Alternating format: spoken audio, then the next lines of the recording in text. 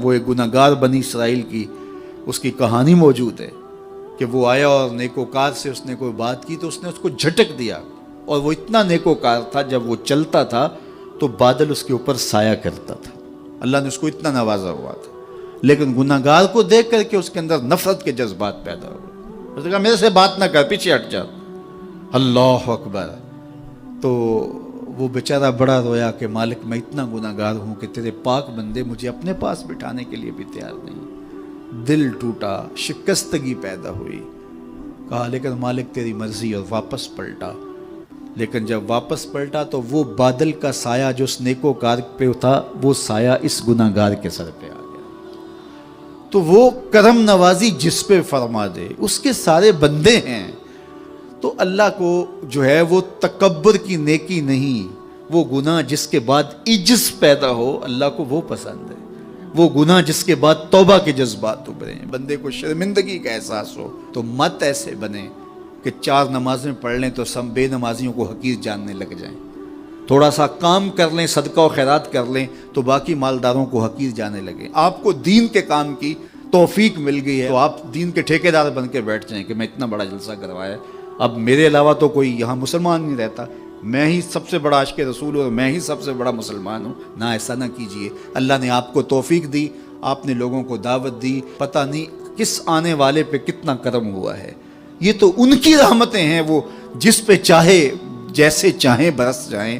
ہم کو ٹھیکیدار تھوڑے ہیں، ہم تو نوکری کرنے والے ہیں، ہم تو جوتے اٹھانے والے ہیں۔ ہو سکتا ہے کس کے صدقے، میرے والد گرامی مجھے یاد آتے ہیں، وہ مجھے فرمایا کرتے تھے جب گفتگو کے لیے نکلنے لگے اور لوگوں کا ہجوم ہونے لگا تو وہ مربی تھے بڑے، اور بڑی حکمت کے ساتھ جو ہے وہ کوئی نہ کوئی بات سمجھاتے رہتے تھے۔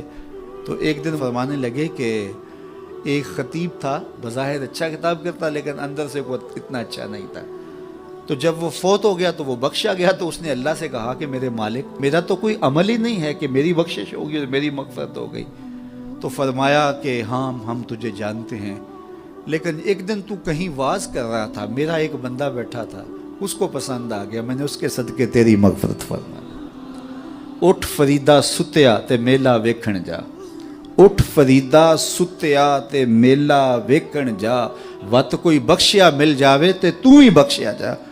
تو پتہ نہیں کس کے صدقے سے اللہ رحمتوں کا نزول فرماتا ہے۔ بے عمل کو دیکھ کر کے اس سے نفرت نہیں ہے، نفرت تو گناہ سے ہے، گناہگار سے نہیں ہے، لیکن کوشش کی جائے کہ یہ عمل بد چھوڑ دے۔ اللہ اکبر۔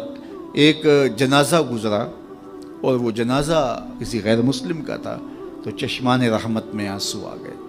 تو صحابہ نے پوچھا کہ حضور یہ یہودی ہے یا عیسائی ہے؟ کوئی اس کا جو مذہب تھا وہ بتایا۔ تو فرمایا کہ مجھے اس بات پہ افسوس آیا کہ یہ اسلام نہیں لا سکا اور کفر کی حالت میں مر گیا، تو اگر یہ اسلام لاتا اور جو ہے وہ جنت کی راہوں کا مسافر ہوتا تو کتنا اچھا۔ یہ اس کے ساتھ بھی ہمدردی ہے۔ تو اللہ کی مخلوق، یہ جنت کے اکیلے ٹھیکیدار بننے کی کوشش نہ کریں کہ میرے علاوہ کوئی جائے ہی نہ، جنت کے دروازے پہ میں بیٹھ جاؤں گا کسی کو، یہ زیادتی ہے۔ میرے تو اعلیٰ حضرت نے یہ کہا تھا، ایک میرا ہی رحمت پہ دعویٰ نہیں، شاہ کی ساری امت پہ لاکھوں سلام۔ تو اس لیے امت سازی کی ایک تو کوشش کریے، اپنے اندر باہمی چھوٹے چھوٹے نزاع اختلاف، یہ انسانی فطرت ہے، انسان کے اندر طبائع کے اندر اختلاف ہے، ترجیحات کے اندر جو ہے وہ اختلاف ہے، اپنے اپنے مزاج کے اندر تفاوت ہوتا ہے۔ تو ایسا نہ ہو کہ چھوٹی چھوٹی باتوں سے آپ جو ہے وہ امت کو پھاڑ چیر کے رکھ دیں، نہیں، بلکہ امت کا جو تصور ہے اس کو قائم رہنا چاہیے۔ تو گناہ کے بعد جب انسان کے اندر ندامت کا اظہار ہوتا ہے، وہ جو آنسو ٹپکتے ہیں، بندہ اپنے آپ کو چھوٹا سمجھتا ہے، میں اتنا گناہگار، میں پاپی، میں مجرم، میں میلا اتھرو، جب وہ اپنے آپ کو دیکھتا ہے کہ میں اتنا برا شخص ہوں، تو پھر اللہ کی رحمتیں اس کے اوپر متوجہ ہوتی ہیں۔ تو اس کو پسند ہے کہ جب بندے اس کے حضور عاجزی کرتے ہیں، اس کے حضور معافی مانگتے ہیں، تو مت کسی کو حقیر جاننا کہ یہ گناہگار ہے، نہ جانے اس کا انجام کیا ہو۔ کتنے گناہگار ان کا آخر اچھا ہو جاتا ہے، کتنے نیکوکار ان کا آخر اچھا نہیں ہوتا۔ انما الاعمال بالخواتیم، وہ تھی تو فاحشہ عورت لیکن ایک کام کیا کہ ایک کتے کو پانی پلا دیا، اپنے دوپٹے سے جوتا باندھ کر کنویں میں لٹکایا اور اس کو پانی پلا دیا۔ حدیث پاک میں آتا ہے اللہ اس کے صدقے سے اس کی خطائیں معاف فرما دی۔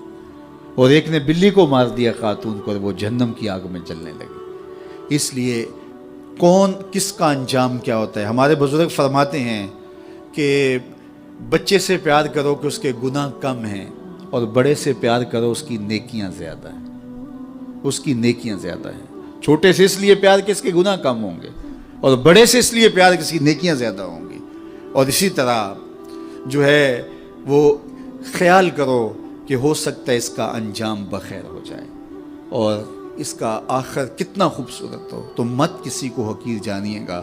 ایک میرا ہی رحمت پہ دعویٰ نہیں، شاہ کی ساری امت پہ لاکھوں سلام۔ تو حضور کی امت سے پیار کرو، مخلوق خدا کو جوڑنے کی کوشش کرو۔ اور آقا کریم علیہ الصلوۃ والسلام نے یہ جو امت کا تصور دیا اور کہاں کہاں سے لا کے کہاں کہاں کے افراد کو ایک گروہ میں، ایک جماعت میں اور ایک امت کے اندر پرویا، ایک لڑی کے اندر پرویا، اس امت کو امت ہی رہنے دیا جائے۔ اللہ مجھے آپ کو اپنی پناہوں کا حصار عطا کرے۔